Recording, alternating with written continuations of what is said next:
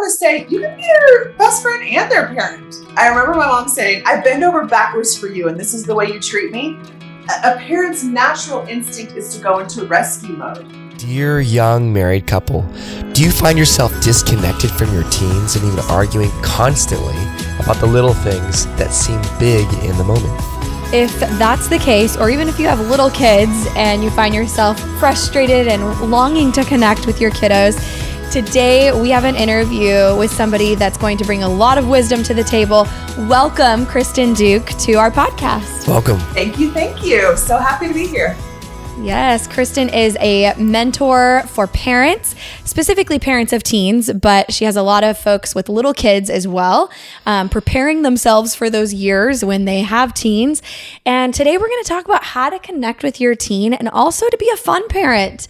I think that's something that gets thrown around a lot, Kristen. People talk about like, well, my goal is not to be a fun parent. My goal is to protect you or something along those lines. Can you talk about people who challenge this concept in your audience? Sure. I think that the quote that I hear often is, I'm not here to be their best friend. I'm here to be their parent. And I want to say you can be their best friend and their parent.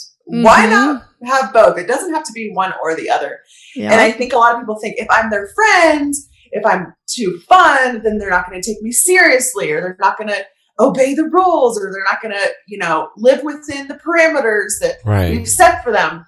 And so, I just say, if you want to connect with your teens, if you want them to come to you when they're sad or lonely or upset, they have to trust you. And in order to trust you, a lot of that is being fun, doing fun things with them, from spontaneous, silly things to going out to lunch one-on-one, to family vacations, and finding little ways to connect. That's something that I talk about a lot, is how to connect in a variety of ways, in unexpected ways sometimes, maybe. Nice. Okay, so you have this concept of scheduling some time in to be with your teens and connect, but also some unexpected or unplanned, spontaneous ways. So let's kind of tackle both of those. Does that sound good?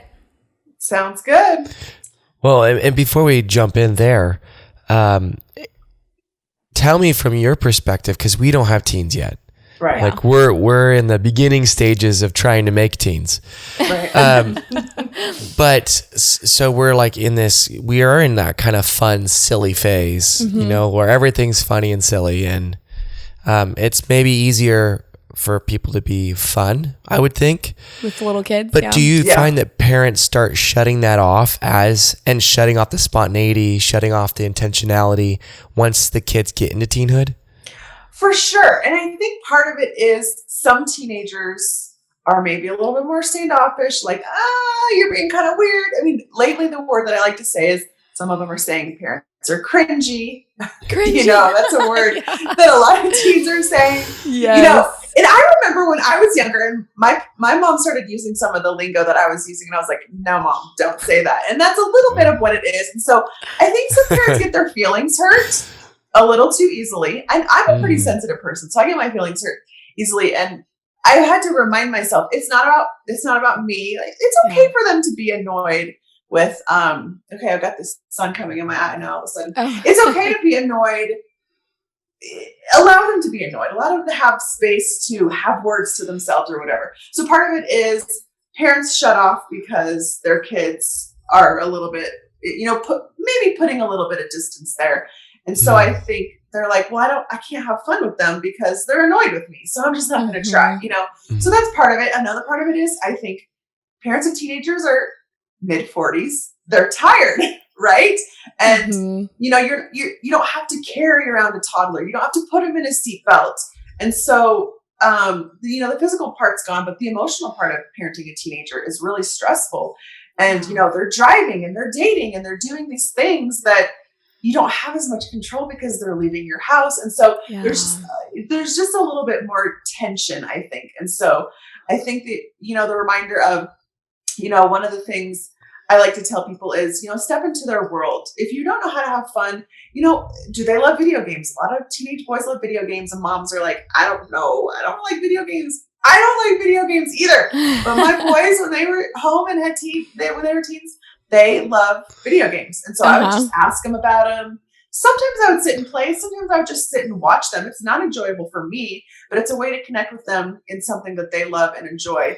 Yeah. And so that's being a fun mom, is just asking about it. Or, if they're into soccer and follow different soccer videos, or Google, you can search for memes, funny soccer meme. You can Google and just say, hey, I found this. You can connect and be fun through sending a text or finding a video, or, hey, what did you see that was funny today? I'd love to see, what you're into, and have them show you. Those are unexpected ways that I think of being a fun mom. Or even just, you get into like a little joke with each other. We have an island in our kitchen, and just kind of like jokingly chase them around the island. Like, you're in trouble, and kind of have a silly voice. Like, I can't believe you did that. And, they could just kind of a little banter back and forth. And, I could never actually catch my boys, but I would kind of pretend to chase them around. Like, you're in trouble. I'm going to, I don't know, swat you, making it playful. Like, yeah, be a little playful with it. So really what I'm hearing though is like creating a different atmosphere. Because what you said earlier that really stood out to me is that, it could be stressful and there could be tension. And so, just applying this to marriage, stress and tension are not fun. Right. And I don't really want to be in a stressful and tension. Like, I don't want to be around that. Yeah. Yeah. So if I have options out there, why would I stay here? Yeah. Right. Well, and that's what your kids are feeling. Yeah. Yeah, true. And a lot of times I say, give them hugs or scratch them on the back. And some people are like, my teenagers don't want to be touched. And so you kind of try trial and error, right? Some of my kids like the back scratch. Some of them don't like it so much.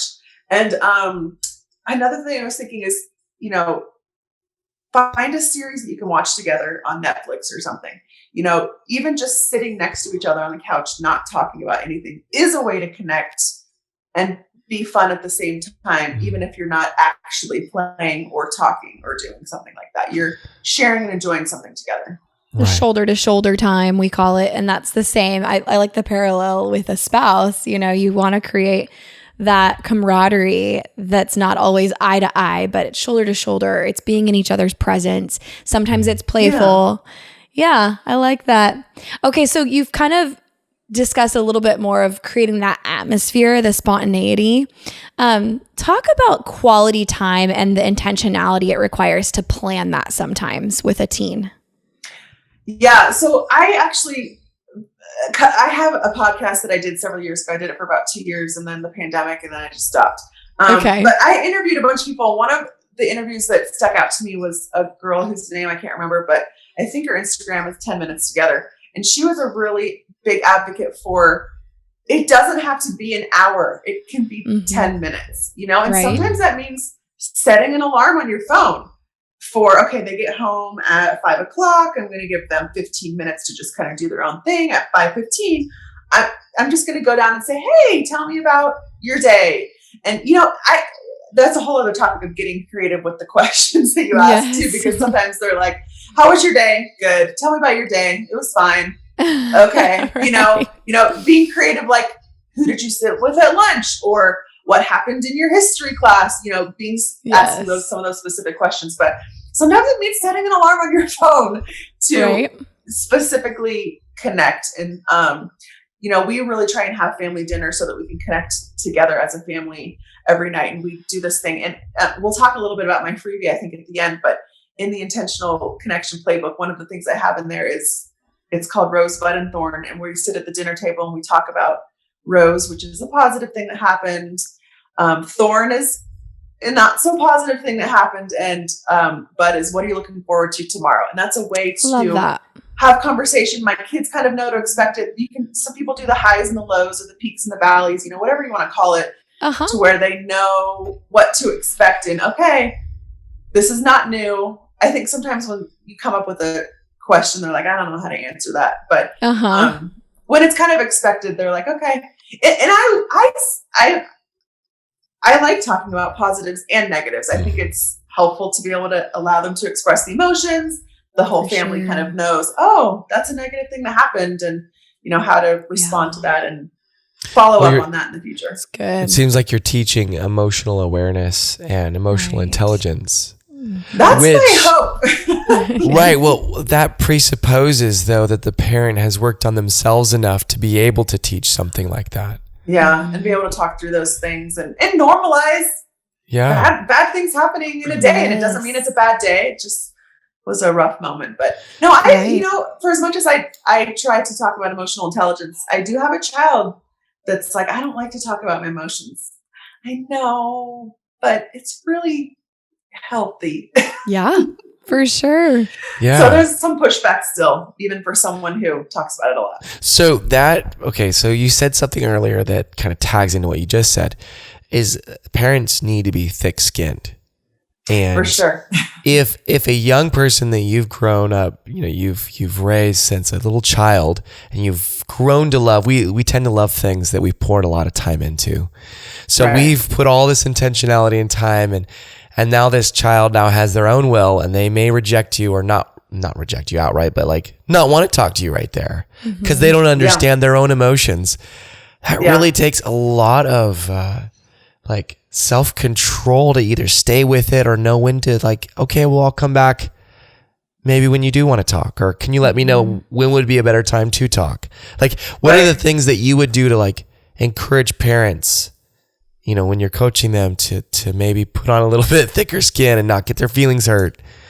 Right. I am a very sensitive person. I am someone who gets my feelings hurt easily. So it's when I'm reminding my audience, I am reminding myself as well, because sometimes I'm just like, fine, if you don't want to talk to me.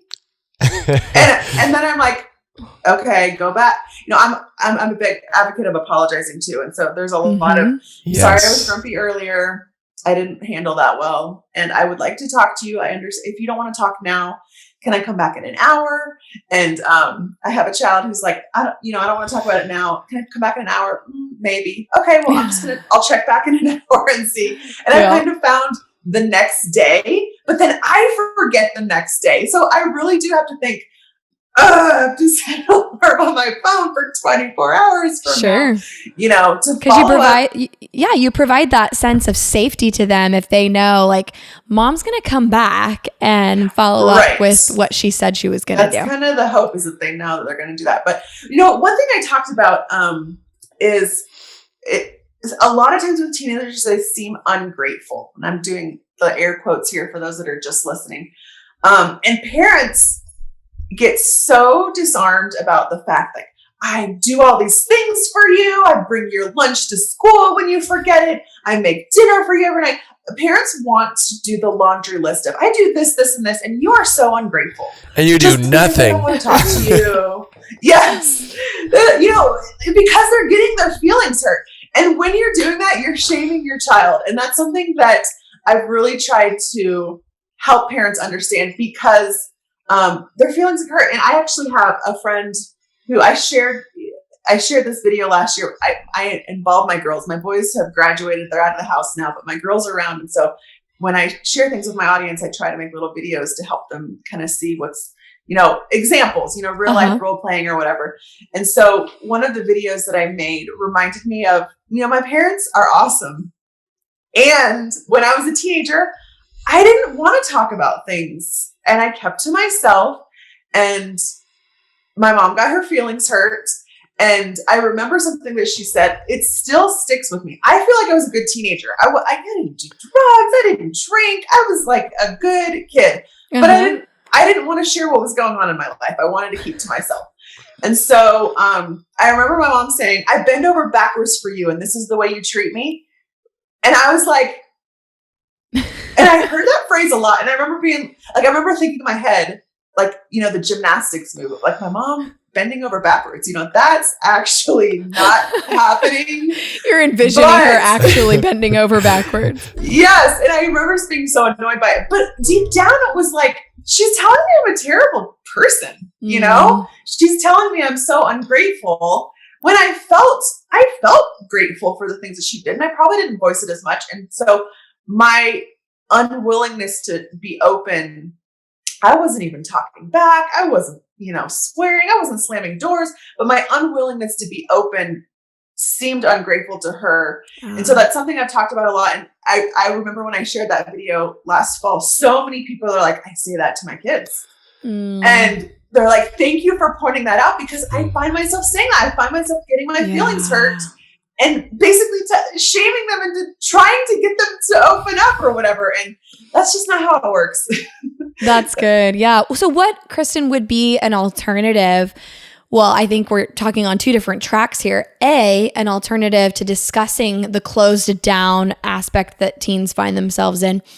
But B, teaching gratitude the right way. So if we can maybe talk about both of those. So first, how do you address a teen that is closed down?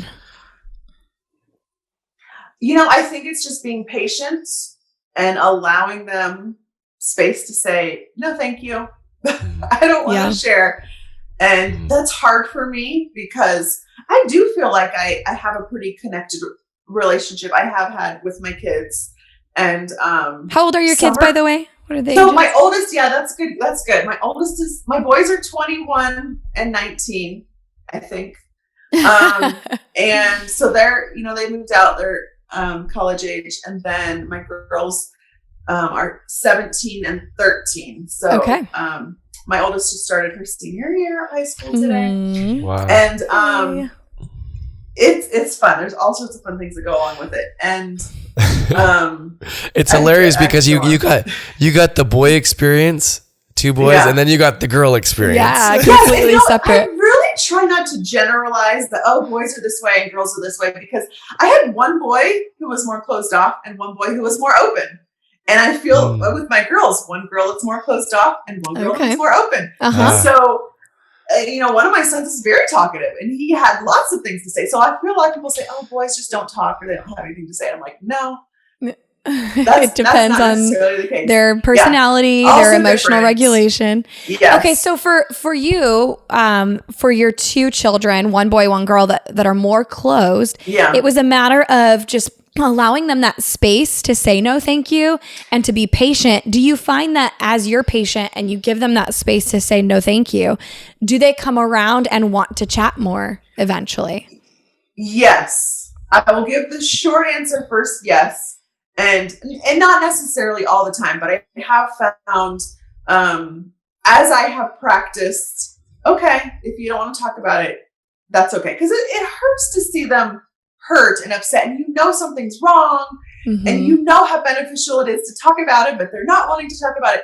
So I have found that yes, or I've said, hey, I don't know if you want to talk to your dad about it, or if you talk to a friend or someone else. Like, I want you to talk to someone. I would love for it to be me, but if it's not me, what I care about more is you. That's good. Talking through it with someone than it being me. Giving them the option so that they feel empowered to make the decision as an independent person. So, I haven't thought a lot about parenting teens, to be honest. I'm just trying. Okay. I'm glad you're thinking about it. I'm just so happy to be out of diapers. Like, that's a good base too. Yeah. But the things that I'm really hearing is so many parallels to a relationship in a marriage. Yeah.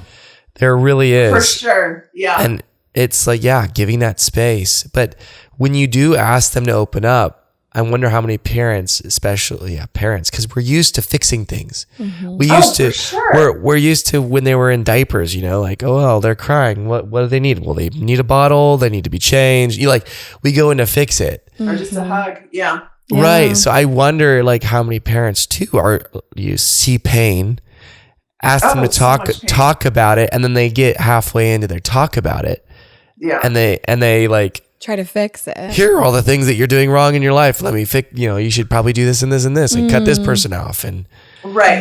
Well, even just yesterday, I the topic that I brought up in last week was, how to respond when your teen says, I hate you, is one of them. And how to respond when your teen says, I hate myself. Those are 2 so hurtful for parents, and there's so much going into it. But just yesterday it was, how to respond when they say, I hate myself, or I don't have any friends, or nobody likes me, or I'm fat, all these terrible things that may or may not be true, but they're thinking it. And a parent's natural instinct is to go into rescue mode. And rescue mode is, that's not true. I love you. Your parents, your grandparents love you. So many people love you. Or you have so many great, like you start listing all of the reasons why it's not true. And you go into this rescue or reassuring mode. And that is our natural instinct. And it's not what they need to hear in that moment. Yes. And what they need to hear is, I'm sorry. I'm sorry you feel, I'm still learning, really. Like, I'm sad you're feeling this way. Tell me more about it. What makes you feel this way? Or, getting curious and asking the questions to help them. Like, the ideal is to help them come to the conclusion where they see the good things about themselves, not have it pointed out by mommy. I'm just going to say mommy because everyone knows that their mom loves them. And teens will say, you're just saying that because you're my mom. So that's what they're thinking in the back of their head. You're just saying that because you're my mom. But all of these other people view me differently. Yeah. And so it doesn't really help as the parent to list off the wonderful things about them. Right. It's kind of guiding them through question asking of helping them to see the good in themselves. That's good. It's tricky. Yeah. Totally. It's like you're coaching, you're not rescuing. You're coaching, you're coming alongside and asking good questions. What are some of those good questions that you have found yourself asking or you've taught other parents to ask when it comes to not rescuing, but just kind of coming alongside? We'll be right back to the interview, but first we wanted to share something that we are really excited about. So, we all have those times where we don't feel super connected to our spouse and we really don't know what conversations to have to get us to that connected place. And then on top of that, we're so busy that we don't prioritize those conversations. And that's why we created the monthly live date night. And monthly live date night is every month on a Friday night for 90 minutes, 60 minutes. We focus on a topic that you guys pick. And then 30 minutes, we do a Q&A and it's live where we're all together asking questions and giving answers on topics related to your marriage, your intimacy. And we share tools. We have handouts that we call homework because we want you to be there to listen and to soak in, but we really want you to take action in your marriage too. So come join us live for the next monthly live date night. Check the link in the show notes for dates and details. All right, back to the interview. Yeah, I think you think about the therapist and you see the movies or people have been in therapy and they say, how does that make you feel? A sense of that is really a big part of it of, let's get to the core of, do people really hate you or are you being ignored? Helping them identify 100 different descriptive words instead of 2, good or bad, I think that's part of it. How does it make you feel? Or, let's talk more about, I guess we could just pinpoint something like, I don't have any friends, or nobody likes me or something like that and say, let's talk about your good quality. Like, what do you see in yourself that is a good quality? And, help them say, well, I don't know, I'm friendly or whatever, and kind of help them dig out the positive qualities. And and then there is a time and space for sharing your own shared experience. And that's what's hard I have a hard time with that too. Sometimes I want to share it right away. And sometimes I think I should just share it a little bit later because you want to make it about them. And sometimes I'm trying to be relatable and say, let me tell you about a time when I didn't have any friends, And it doesn't feel as relatable to them for some reason. Yeah. So I think you can't, there's this time for it, but maybe not in the moment where they're lamenting. That's good. Right. Totally. Like, son, let me tell you a parable. Thanks, Dad, but not ready. Right. I used to teach a class of teenagers and I would say, and they were freshmen, and I said, let me tell you about the first day of high school for me. And I had just moved to a new place. I had 0 friends. And I said, the first week of my high school, I ate lunch in a bathroom stall because I didn't know anyone and I don't want to walk around. So it's helpful at some point to share those stories. Maybe it's family dinner when you're all just kind of sharing random things. But in the moment when they're like, I didn't have to sit by anybody at school today or at lunch today, maybe not be the best time for that. You kind of, sometimes it's fine too, but if they just need you to emotionally, they need you to come alongside them emotionally and validate them. And they could potentially still be flooded if they're in heightened emotion state. And so they're not going to receive your stories very well if they're flooded. Yeah. So really just validating first, and then once they feel connected, maybe sharing a story and maybe asking permission too. Like, is now a good time to share a story about when I experienced something like that? Right. I know that's great. And I think advice giving is something that we talk about a lot too, because teens are not interested in your advice. Let me tell you what I think you should do. And honestly, offering too much advice, especially in the moment, is it helps them feel less competent. And so offering advice is tricky. And so I'm often saying, would you like to hear my advice? That's good. They may 50-50. They're likely going to say no. And there is a level of respect and trust that is gained when they say no. And you say, okay, let me know if you change your mind. Yeah. And sometimes an hour later, I'll say, would you like to hear my advice now? No. Mm-hmm. Okay. Love you. Yeah. And it's hard. The hard part is not reacting to them not wanting to hear it. Yeah. I think that if we could, as parents, just without making them pay the consequences, right? Like, then I'm going to shun you for not listening to. I'm gonna punish you right now with my bad attitude because you don't want to listen to what I think you should do. Right. And there's a decent amount of that emotional punishment because parents are getting their feelings hurt. We have so much wisdom to impart. We have lived life, and they don't always get it. And sometimes you just gotta, there are times when you just say, I don't care that you don't want my advice, I'm going to offer it, And I think if there's the balance of that and being respectful at other times, say, I know you don't want my advice. However, one of my daughters, there's a lot of texting that goes on and kids share a lot more texting. And she had a friend that was super sad and, she was sharing with me some of the things in her text.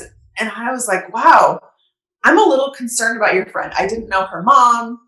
And I said, she's like, don't share with her mom or anything. I said, I'm not going to, but if it ever gets to a point where I'm concerned, we have to for her safety. For her safety. Yeah. Mm-hmm. And so I was trying to help I think she was 12 at the time, but I was trying to help her understand,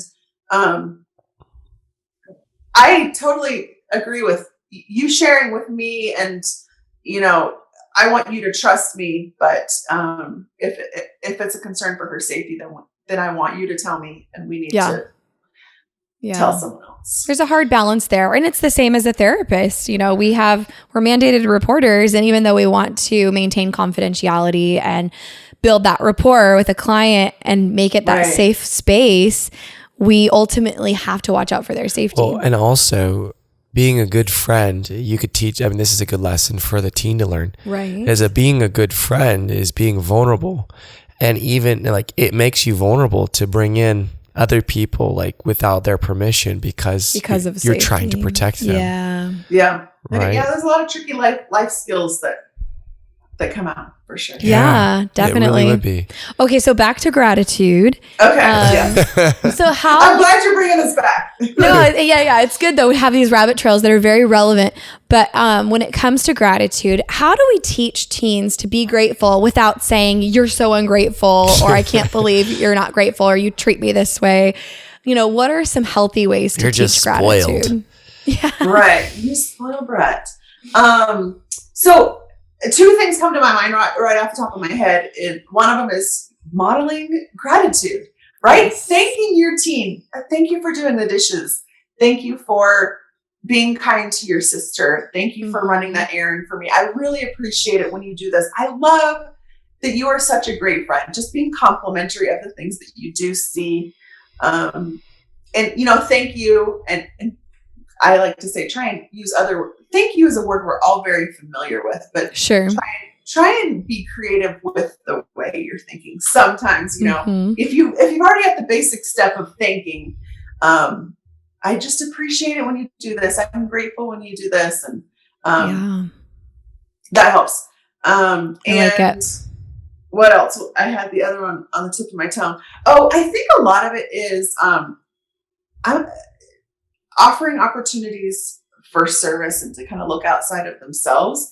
I think we went to a retirement home last year, and I've tried to go more regularly, but you'd be surprised how often the nursing home's like, oh, you want to come at this time, this day? That's not a good time for us. And I'm like, oh, I don't have a whole lot of flexibility. Okay. So anyway, but I think just getting them outside of themselves. I think teens, there's just so much going on in their heads. And, you know, I think selfish and self-absorbed is another negative term that adults like to put on teens.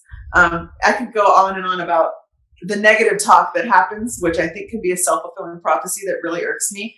Yeah.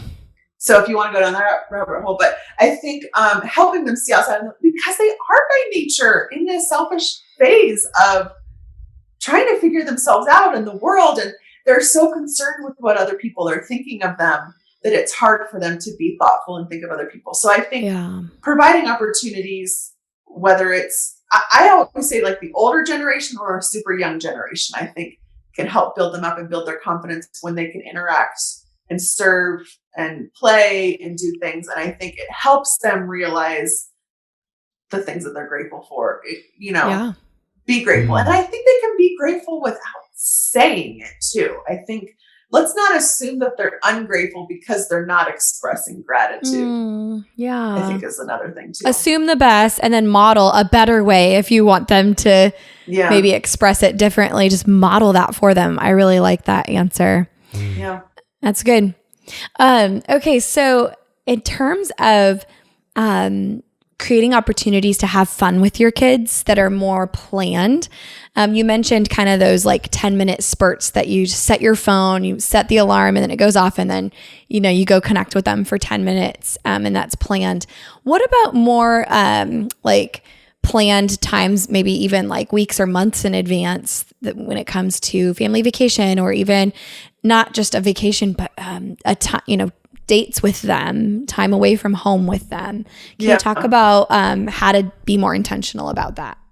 Yeah, I think you can kind of look at it on you can look at the daily level. Okay, 10 minutes every day. You can look at a weekly level. I'm, going to try and do something Sunday afternoon, maybe a little bit. We'll play a family game. We try to do family games on Sunday afternoon. Seems to be a good time for us to be able to do that. I've really tried to encourage, and I've heard other people say, dad takes the girls out on a date once a month. And he'll do it. I actually have a friend he would do it for all of the kids, which it's planning ahead. It's just like, a couple's date night. We're going to go every Friday night. You can say the second Thursday or something, the teens are doing weekend stuff with their friends. Try not to maybe take a Friday or Saturday night. Be thoughtful of that. And, plan to go out for a meal. You pick the meal, you pick the place.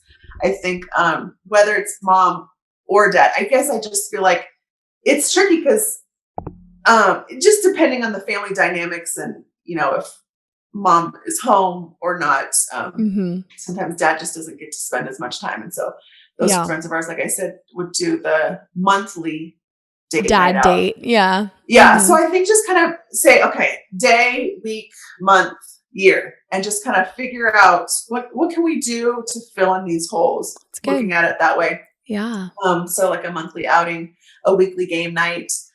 And like I said, I love vacations. And 10 years ago, when my kids were a little bit younger, we couldn't afford much. And so we would do the local staycation where, I'd kind of look Airbnb or whatever and find something 2 hours away, and we'd just go for 2 nights. But it was enough that it was away from the house, away from the friends down the street, away from everything. And I would just call it a cabin in the woods. And, there were certain criteria, I guess, that I would look for, but just playing games in the house, going on walks or hikes close by, going to super small town restaurants, and whatever the town had to offer that we were visiting. But nice. I love that. I don't know. I love getting away. Some people say, vacations, and teens just want to be in their earphones, and they're still on their devices, and I don't know. There's just so much involved, and every situation is so different. But I think just trying to engage them in conversation to where they want to be a part of it. Right. They don't want to be a part of the conversation that's planning their future or, you know, how to be responsible. They want to be a part of the conversation that's, I don't know, something that they love. If they love the soccer, talk about the soccer stars. If they love the movies, talk about the movie stars. And that's why games are always good, because games are play and fun without conversation. And one of my kids isn't a big conversationalist, and I would ask questions and they'd be like, I don't know. Like they didn't have thoughts enough. I have so many thoughts in my head. I can talk for hours and hours and hours without anybody even asking me a question. And so I would ask questions and they'd be like, I can't even think of an answer. And I couldn't tell if they were annoyed or bugged. And then I realized they just don't think like I do. Yep. And everyone's just different in that way. And so just finding other things to talk about that doesn't require them to think too hard. That's good. Yeah. That's good. That is good. Variety. Well, this has been so good. Could you point parents, people with teens, to your resources? We know that you have resources, so maybe give us a little insight. You know, where could they find more of you? Okay, so I am very active on Instagram. I like to share posts and reels of instruction, and then my stories. I'll go a little further, and then I'll say, this is what's going on in our lives. And people just are, you know, fascinated by what's going on. I'm fascinated by what's going on in people's lives. So and when I go on vacation, I say, this is what we're doing. If you go to this spot, maybe you'll enjoy going here. Nice. So Instagram is Kristen Duke Chats. Okay. Where I just chat it up every single day.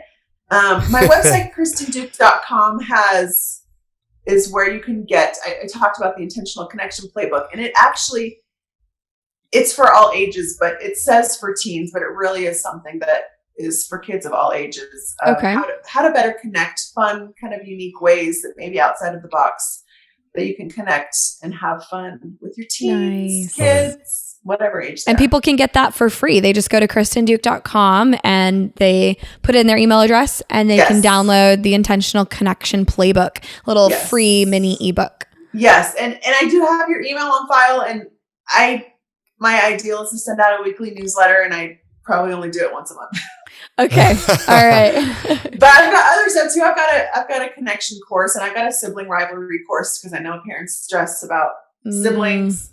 And then I've got some conversation cards that kind of help drum up intentional conversation. Nice. So I like to say, so it's not the parents asking the questions, it's the cards asking the questions, and everybody can answer. So yeah, all of that's on my website that you can see. Very excellent. Cool. Okay. So folks, you can find that link in the show notes and you can go check out those resources. So Kristen, we're going to close the podcast, and we're going to close it like we close all of our podcasts. And that is by asking you to rewind back to your first couple years of marriage and ask yourself, what advice do I wish I would have received? And then fill in the blank, dear young married couple. Okay. Let's see. I should have thought about this ahead of time because I did see that you wrote that. That's okay. But I didn't plan ahead very well. On the spot's okay too. On the spot's fine with me. I do that often. I think it's just helpful to know that I think when I got married, I just thought I was all going to be smooth sailing because we really love each other and we're compatible and all these great things. And I think it's just important to normalize differences in opinions and normalizing not liking each other sometimes, and normalizing being in a really hard place and feeling like I don't even want to hang out with you right now, but I believe in us and I believe in our long term and I believe in, our family togetherness. And I know it's important for me to be happy, for us to be happy, for our family to be happy, to keep trying and to keep working. And I think any relationship long-term is challenging, let alone someone that you share a bathroom with and share, everything in the house with and finances. It's a tricky, it is the most complicated relationship. And because there's so much sharing, there has to be a lot of give and take, and it's just part of the process. And it's tough. It's tough for everyone, even if they're not talking about it. Yep, that's true. That's a good takeaway. A lot of people don't talk about how tough it is for them, right? So normalize that it's going to get tough sometimes, and that's okay, but stay committed. Yeah. So good. Thank you, Kristen. Well, thank you so much, Kristen. Of course. Took a lot of stuff away from this, and we will be applying this in about 10 years. Yeah. Applying it on the way to 10 years. On the way to 10 years. Excellent. Yeah. The preteen time is an easy time to neglect, but keep on it. Keep the connection going, and it'll help through 10 years. Yeah. Yes. So excellent. Well, thank you. Thank you, Kristen. You're welcome. Have a good day. All right, friends, we really hope that you got a ton out of today's conversation. And if you want help, if you want personal guidance with individual counseling or couples counseling, or even help with you as a couple reaching the goals you have, just reach out. Give us a call at 916-678-1797 or shoot us an email at hello@dearyoungmarriedcouple.com. No matter where you are in the world or in your marriage, we can set up a counseling session with you and we can work toward progress. We also post marriage advice regularly on our Instagram, which is @DearYoungMarriedCouple, and we'd love for you to join us in conversation there. All right, see you next week.